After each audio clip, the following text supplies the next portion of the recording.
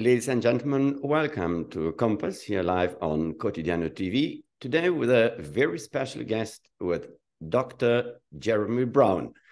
Dr. Brown, welcome to Compass. How are you? I am well. Thank you very much, Radu, for inviting me. I look forward to our conversation. I'd like, ladies and gentlemen, to first of all to introduce Dr. Brown. First of all, the reason why he joined us here today. Jeremy, you published recently a book, The 11th Plague, Jews and Pandemics from the Bible.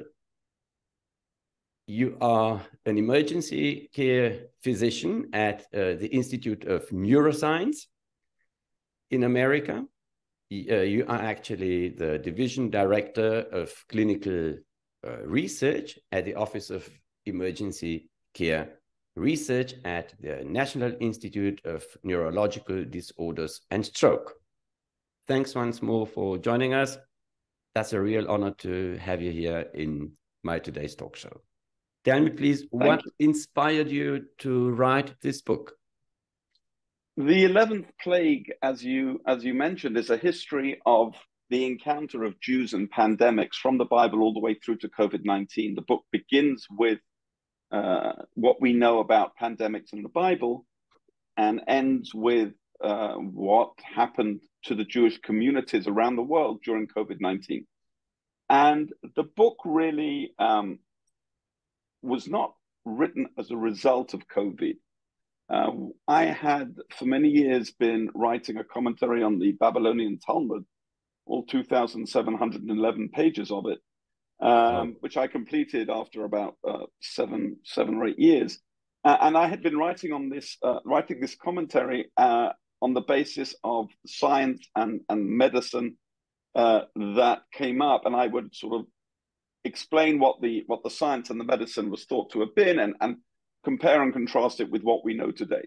And while I was doing that, as I said, I began that in about 2015 and really only ended in 2022. While I was doing that, I came across many examples of infectious disease that was written about in the Talmud. And I thought this would make a very interesting topic for a book. So I started collecting various references, not knowing exactly what to do with them.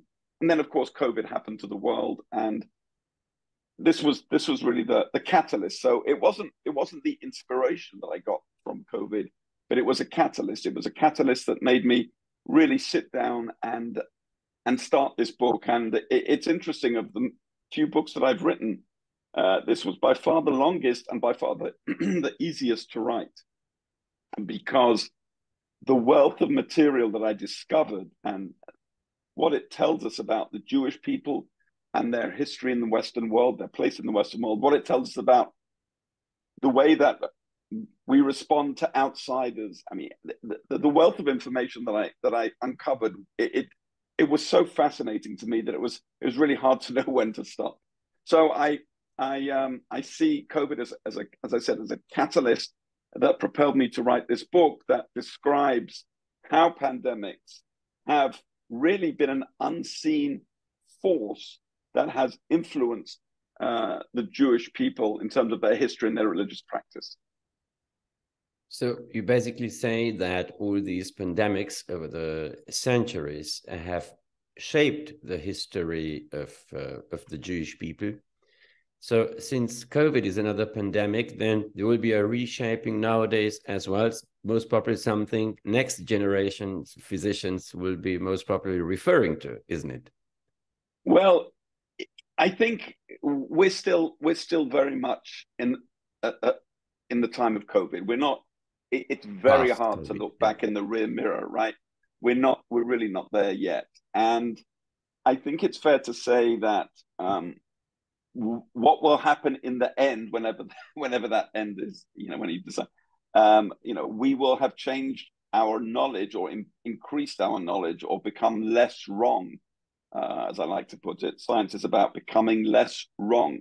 No scientist claims to be right. They claim that they're less wrong. Then maybe mathematicians, when they have a mathematical proof, they're right. But that's not the way that medicine works. But in terms of the Jewish encounter with COVID-19, we've already seen how it has rewritten some of Jewish practice. There were challenges to the way that computers were used on the Jewish holidays, which among Orthodox Jews is something that's forbidden, and there were challenges to that. There were challenges in the makeup of synagogues. There were challenges in the way that synagogues function, and the dust is still settling. So I think we have yet to see in these areas what will pan out. Jeremy, please tell us, what do we know, or what have you written in your book about pre-modern and early modern plagues? Well, when we talk about pre-modern, we have to question about how pre-modern we're talking about. So, of course, my book is called The 11th Plague, and it references all the plagues and pandemics that came upon the world and with which the Jewish people had an encounter after the 10 plagues. But in the Bible, pandemics begin with the 10 plagues. And it is no surprise that scientists have spent some time trying to figure out what the scientific explanations were for the biblical description of the plagues. So we go all the way back to that. We encounter in other parts in the Bible, in the book of Samuel, there is a description of a pandemic that broke out among the Philistines as a punishment that almost certainly was a bubonic plague from the description. And I have we can get into the details, but in general, people are agreed that the description of the plague that broke out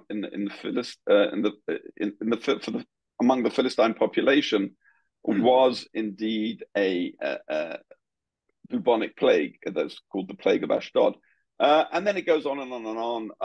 I then, after talking about plagues in the Bible, I talk about plagues as they're described in the Talmud. The Talmud, the book of that encompasses the oral tradition, and as I mentioned earlier, 2,711 pages of it. So the Talmud is quite full of discussions about what should be the response to pandemics. They don't call them pandemics, and of course they were thought to be, by and large, rabbis thought of them as a divine response to human sin, which is exactly what the rest of the world thought. The Black Death was universally seen as the result of human sin by Jews and non-Jews alike. And then we move into the pandemic behavior in the codes of Jewish law. And then having established what was going on in the Bible and in the Talmud, I then spend the rest of the book looking at specific diseases. And those diseases were the Black Death, as I mentioned. There were smallpox, about which there's a fascinating history, cholera, and then I talk about the religious responses to pandemics and the anti-Jewish responses to pandemics as well, the anti-Semitic responses to pandemics. So the book is really looking at these different ways in which, both in pre-modern world and in the early modern world, all the way up to today, that this encounter has happened. Could we say that the social response, which was mainly an aggressive one, let's say, for instance, during the Black Death in Europe, and full of prejudice against the Jews on the one side, and then the Jewish knowledge how to deal, starting with hygienic measures, for instance, to deal with the pandemic. Could we say that this had created an atmosphere of resilience? Was that something one would use a modern term, gave the Jewish people resilience? No, I would have to disagree with that suggestion, and here's why. I actually, of all the diseases that I talk about in the book, the only one that has two whole chapters dedicated to it is the Black Death. The first chapter talks about the Black Death in terms of a theological and community response, where the Black Death broke out, how different communities, of, for example, of Padua and Rome in the 17th century, how they dealt with the Black Death, just in terms of their social structure. For example, in those ghettos, there was a very tight and quite wonderful public health relationship between the Jews of the ghetto and the Gentile population that ruled over them. But the second chapter that I have on the Black Death, as I said, it's the only chapter that has it's only disease that has two chapters on it, is a very deep dive into the question that I think you're really alluding to, which you mentioned the word hygiene. There have been suggestions made, I certainly heard this as a young boy growing up in London, that the reason that there were so many massacres across Europe of the Jews during and after the Black Death was because the Jews were dying in lesser numbers than everybody else. And so the larger population, the Gentile Christian population, saw that the Jews were dying in fewer numbers and therefore said, oh, well, if they're dying in fewer numbers, they must be doing something against us. They must be poisoning the wells, which is where this allegation began. And that's what was sort of kindled the anti-Jewish pogroms that followed the Black Death and almost certainly killed many, many, many more Jews and destroyed many, many, many more communities than the disease itself. Yeah, but when you look at this, 1349 until about 1390, the Jewish communities of France, Germany, and England almost disappeared completely. Yeah, well, in England, there was no Jewish community then because they'd been expelled in 1290.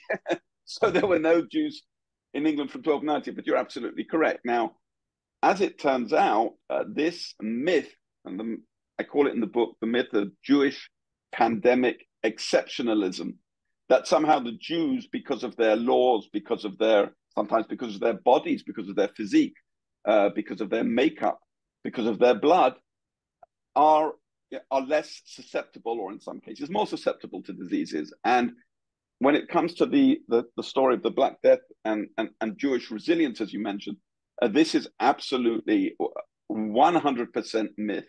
There is no evidence whatsoever that the Jews died in fewer number compared to others. In fact, there is a great deal of eyewitness testimony all the way down from Pope Clement to others, that the Jews died either in the same amount or in greater amounts than did the local population. And we see this over and over and over again. There is no eyewitness testimony that the Jews were dying in fewer number. The only time the first time that this is raised, that the Jews were dying in fewer number, was about 150 years after the Black Death.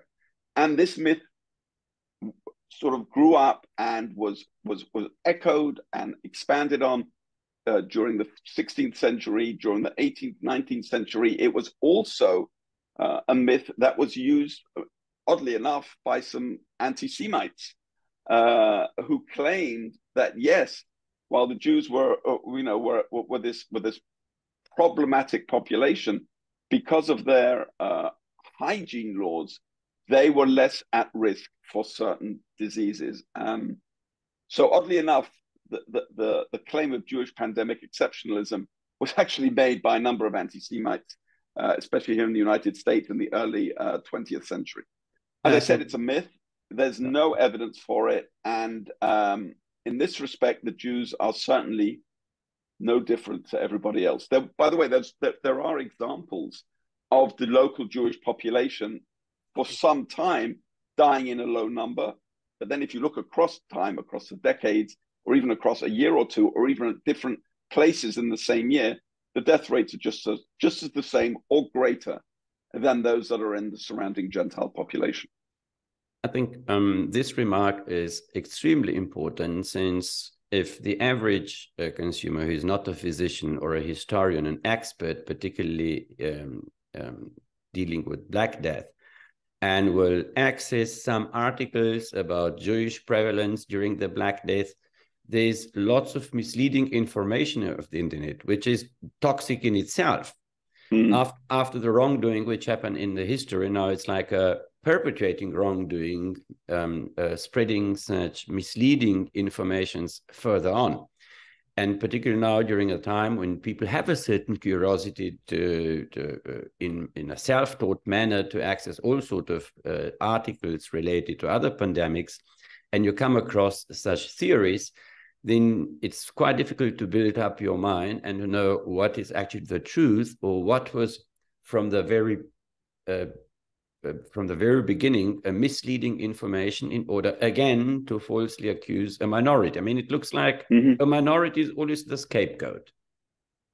Yes, indeed. Before the Jews were blamed for the pandemic, two decades before the outbreak of the pandemic in France in 1321, the lepers, people with leprosy, were burned for poisoning the water. And this was before, although it was claimed that they had done so at the behest of the Jews. And then, and again, the leper is the classic example of an outsider. And leprosy then was thought to be a disease of the soul and a sign of sin, just as it's described in the Bible.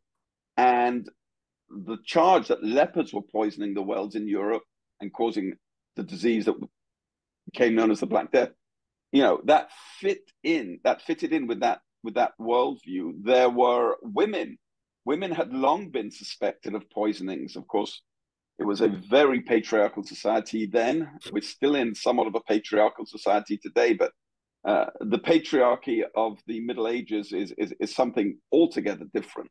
And women in general had long been suspected of poisoning the population.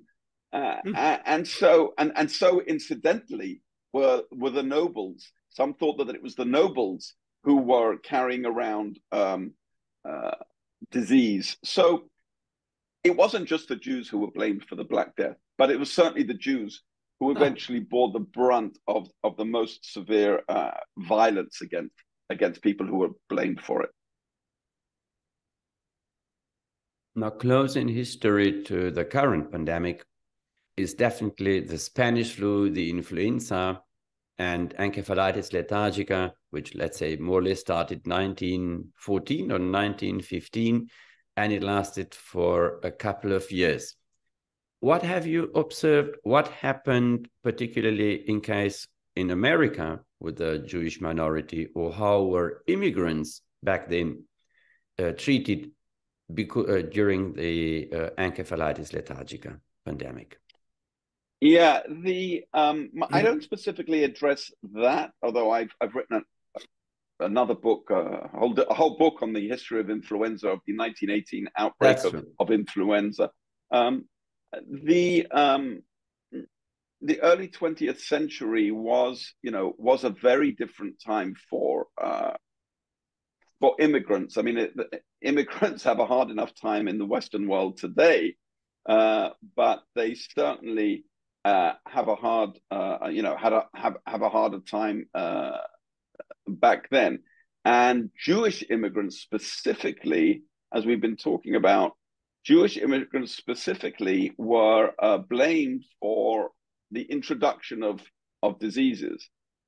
So, for example, to go back a little bit, you asked me about the influenza, but I just to put it into context, provide us the background. In 1884, the Britain's leading medical journal, The Lancet, voiced a concern about the ever-increasing number of Jewish refugees that were coming in from Eastern Europe, and they wrote that these Jews were coming in, and it gives rise to a sanitary problem of most complicated nature. And 4 years later, the same journal, The Lancet, again, today's one of the leading journals in the world, medical journals, it accused the foreign workmen of dirty habits. This was in London. The same thing happened in the United States during the immigrant. In 1908, a medical director in the United States Navy noted that the Jews were very tuberculous. They had a lot of TB among them. And so on and so on. So the Jewish immigrant at the turn of the last century did face not only poverty, but this assumption that the Jewish immigrant was bringing disease into the country. When the Jewish population was affected by the 1918 flu epidemic, it really, though, reacted in the same way that other populations did. just as churches and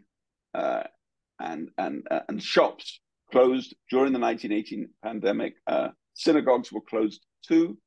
And even though there was no idea what the cause of the 1918 influenza pandemic was, viruses had not yet been discovered. So it was only about 20 years later that the class of things we call viruses today was discovered. So people knew that there was a disease. It had been called influenza for at least 400 years. And that, by the way, comes from the Italian influenza, meaning under the influence of, because it was assumed that the disease that we call influenza today was actually caused by a misalignment of the planets, particularly a misalignment or conjunction of Saturn and Jupiter. And so because of that theory of the etiology of the disease, of where it came from, the disease came to be known as influenza, the disease that is caused by the influence of the planets. But how they, sorry for interrupting you, how they explained the planetary movements in connection with the disease? The planetary movements, look, since the first outbreak of the Black Death in 1348, it was, everybody was teaching, and certainly several rabbis of the time were teaching, and I cite them in my book. Everybody was teaching that the disease was caused by a misalignment of the planets. It was specifically Saturn and Jupiter, but it could also be where Mars was or wasn't supposed to be. And this was blamed on, this was the cause. And by the way, the University of Paris, in 1290 and onwards, was teaching this as standard instruction in the university. So it wasn't the Jews who were saying this; it was society that was saying this. But that the planetary alignment may produce a pandemic. Mm-hmm. Absolutely, yeah. That was science. That was science. That's what it was. And by the way, it lasted a long time. As I mentioned just a minute ago, viruses had yet to be discovered, so people didn't know what caused influenza. There were several theories in the early 1900s, because there were a wave of influenza pandemics before the one that we call the Great Influenza Pandemic of 1918, that killed somewhere between 50 and 100 million people around the world. But there were several outbreaks of this disease, particularly in England in 1892, and people blamed it on tainted Russian oats, that the Russians were sending oats to the United States and they were tainted. So there is another example of the outsider being blamed for a pandemic. They blamed it on volcanic eruptions. They blamed it on the weather.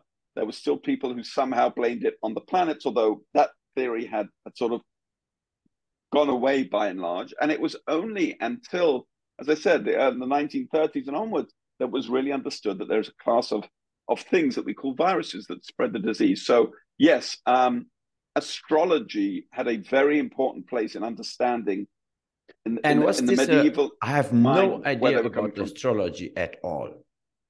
Zero. I've heard about Saturn and Jupiter, but was this planetary alignment something to reappear during the influenza? No, but we did have an alignment of Saturn and Jupiter in 2021. I wrote about it in elsewhere, but and it was actually quite spectacular from where I am living in Maryland in the United States. If you looked to the west soon after sunset, you saw the tiny glimmers of light that was Saturn and Jupiter, and it was a lot of fun to look at this through a telescope, which I did, getting closer and closer together until they were almost a single point. And that's called the conjunction, when two planets appeared to be close. That came along, and it happened after COVID, but it happens with regularity. We know, we can predict exactly when Saturn and Jupiter will be a conjunction. Does it frequently occur? There is a frequency to it. Imagine you have somebody running very, very fast around a racetrack, and somebody running slower around a racetrack. So those two people will meet up at different parts of the racetrack as the faster person overtakes the slower person. And that's basically what happens. So yes, there is a regularity to it, and it's totally predictable, which of course raises the question that if something is predictable, how can we see it as a, as the cause of illness when illness doesn't occur? So it's a fascinating story, but it's a story of Western civilization and its understanding of what the natural world was. In a world in which the Bible is the only textbook that you have, then everything is seen through the Bible. It was only until the great scientific revolution of the 17th century and onwards that these ideas began to be challenged. Thank you very much for this good piece of advice. I shall read some things now about this astrological conjunctions, which maybe most probably they do not influence health-related matters, but it's all about what a society does with astrology, how society interprets the astrology, and particularly how this concept in a society might influence politics, because at the end of the day, particularly since you also mentioned encephalitis lethargica, some neurologists say that this disease had also an impact on political radical movements in Europe, that due to the mental decline, to the decline in cognitive capacities and to a frontotemporal dementia, people, not that they were out of their mind, but that a high number of people were extremely aggressive. There were sexual disorders, and that they were quite vulnerable for political radical ideas. So this is rather than who knows? That's a little far-fetched, I think, based on what I understand about the disease, which is a crippling disease. It's not a disease that makes you have outbursts. It's a disease in which you become slow. I mean, think about the word encephalitis lethargica. Encephalitis means an inflammation of the brain.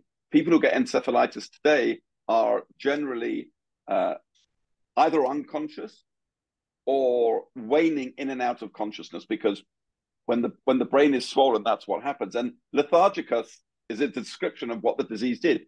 You had a difficulty standing up. You had a difficulty talking. Most of the patients who ended up with the chronic form of this disease were unable to talk. And Oliver Sacks, in his 1978 book, describes what happened when he treated some of the people who were still alive from that outbreak that followed the great influenza pandemic in the 1920s. And he describes what happens when he gave them a new drug called L-Dopa, which is still used today, when he gave them a drug and he somehow brought these people out of their lethargic state. And what happened, and that's why he called the book Awakenings, because for 20, 30, 40 years, these people had been trapped in a body that hardly moved.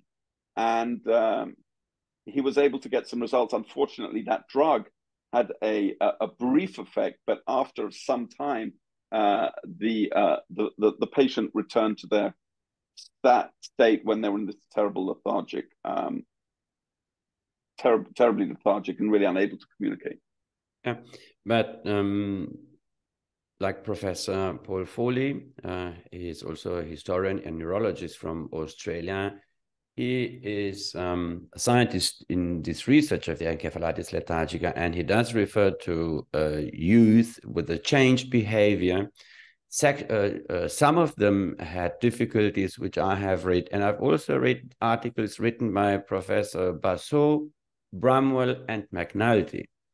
And they write about sexual disturbances among the youth, aggressive behavior, irrespective of the origin of the youth, if they were from well-educated families throughout of the entire society.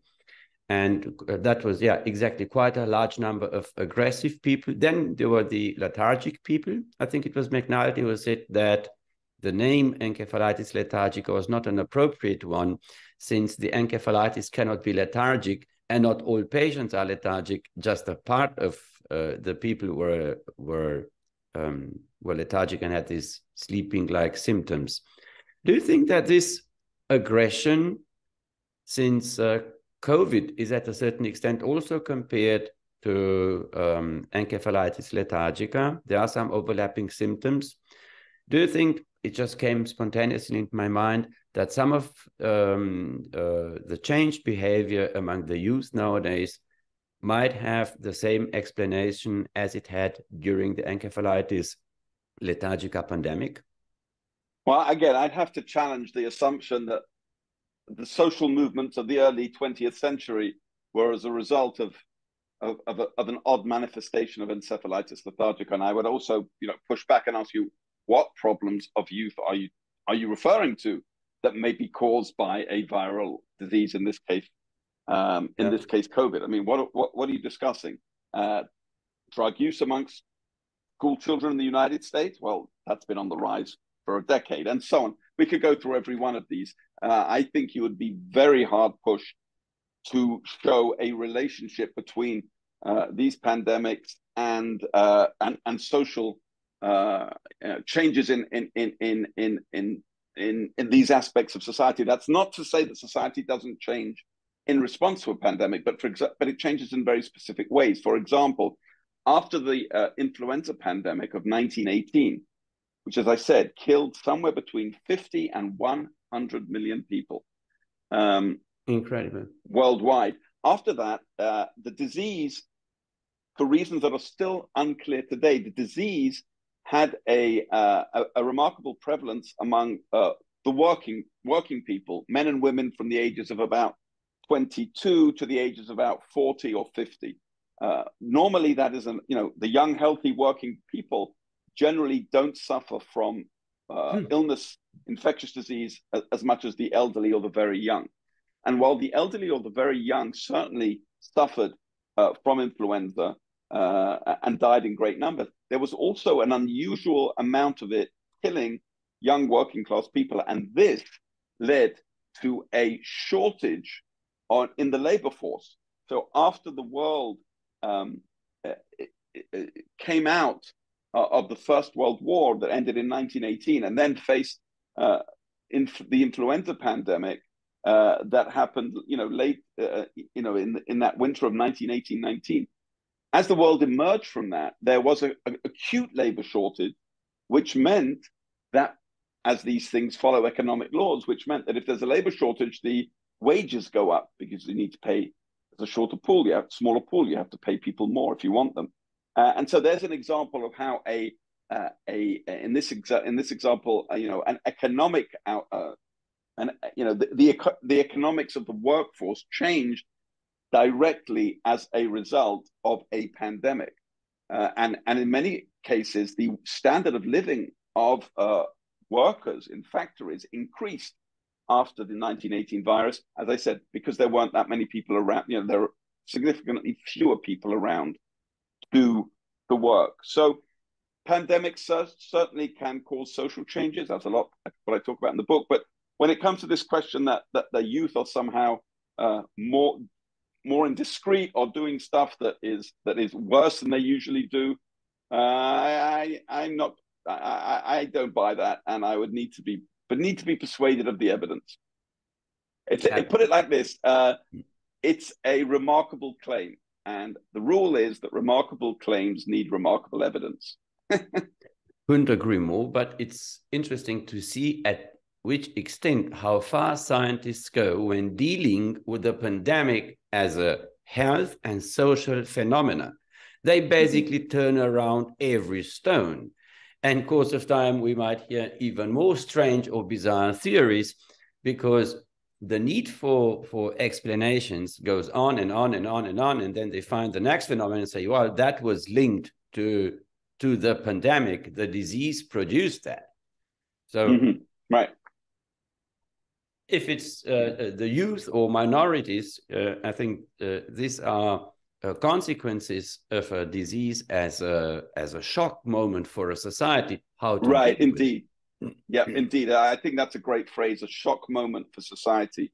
We've seen it here in the United States. When people say we're all in this together, the disease, the COVID in this example, we're all suffering. I mean, nothing could be further from the truth. The disease had a different impact on minorities and those with lower standards of living. It had a different impact whether you were in one part of New York City or the other. It the disease was not an equal opportunity offender, and minority and communities of color were disproportionately affected for all kinds of socioeconomic reasons. So the disease, we weren't all in this together. We were all in this in very different ways. And we have to remember that when we talk about our own experience of COVID and the experience that other people may have had, which just down the road from you maybe have been quite different. But first of all, I think your contribution is a very valuable one, since you always work on shaping the awareness of the reader how to prevent that such prejudice may repeat, and how to look at facts, how to learn from history, that particularly to learn out of our mistakes in order not to have a larger damage created by a new disease just because we interpret wrongly some facts. That's right. I'm not optimistic that, having laid out the case that behavior responses to pandemics are very predictable, but therefore that means that we will be able to deal with the next pandemic better. I suspect that the next pandemic, when it comes, and it's not a matter of if, it's a matter of when it comes, we will see very similar kinds of behavior that we saw during COVID, that London saw in the 1660s, where it blamed the French for bubonic plague, and so on and so on. I think this is unfortunately part of the human makeup, and one could almost go back to prehistory and say we're genetically wired to do this, because if you lived in a small clan of 20, 30 people, which is how much of many of our ancestors in the forest lived that way, you had to survive by challenges from the outside group. And it could well be that this propensity to blame the outsider for all kinds of things, including pandemics, is really a very deep-rooted, genetically coded. Yeah, who knows? But it's so it's so, you see it in such a remarkable spread of examples that we should really think about it. Yeah. Well, that would contradict some part of the political correctness, which we are eager to improve day by day.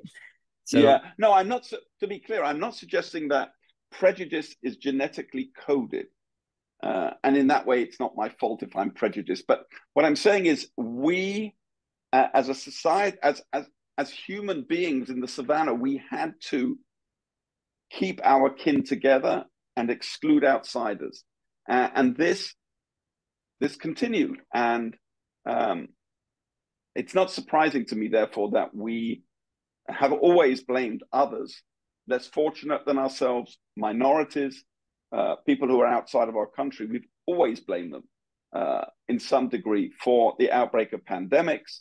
It's just a question of which of the target populations that happened. And by the way, the same story happened in Israel.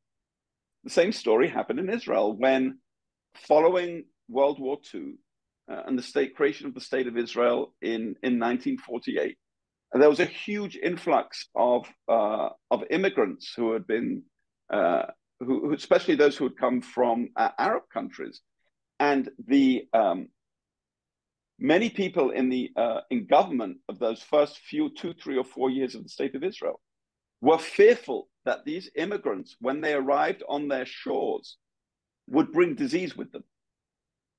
They were so fearful of that they actually set up a camp in the north of the country where immigrants would be processed and checked. A health check. And then only a health check. Now, we have to be very clear that the way that immigrants were treated in the first 2, 3, 4 years of the State of Israel was absolutely different from the way they were treated in New York and in London and elsewhere.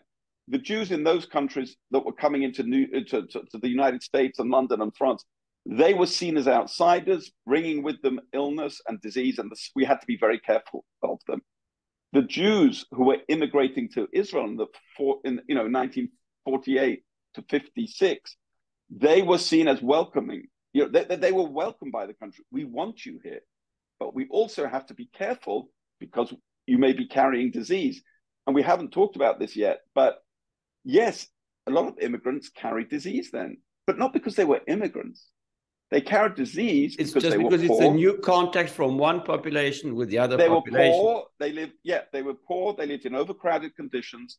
They didn't have the same opportunities for clean drinking water and sewage as everybody else. So yes, sometimes the immigrant population does carry disease at a higher prevalence than elsewhere, but it's not because they're immigrants. It's because they don't have the same opportunities that other people have in the Western world. So, as I said, we even saw this in Israel, but it was different. And I end the book reminding us that in 2021, during the COVID pandemic itself, Israel welcomed many Jews from India who had long been struggling to come into the country. And even though COVID was everywhere, and as we all know, certainly here in the United States, there were lockdowns and we had the inability to travel internationally for quite some time.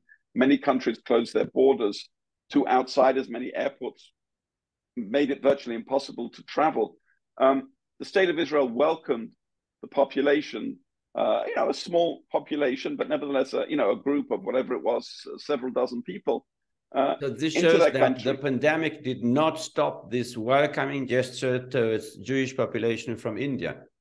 That's exactly right. That didn't happen, and what did happen was that they were welcomed, and then they were said, "Listen, we all have to go into quarantine now." So that's something that you will do as well. These were people, by the way, called the B'nai Menashe.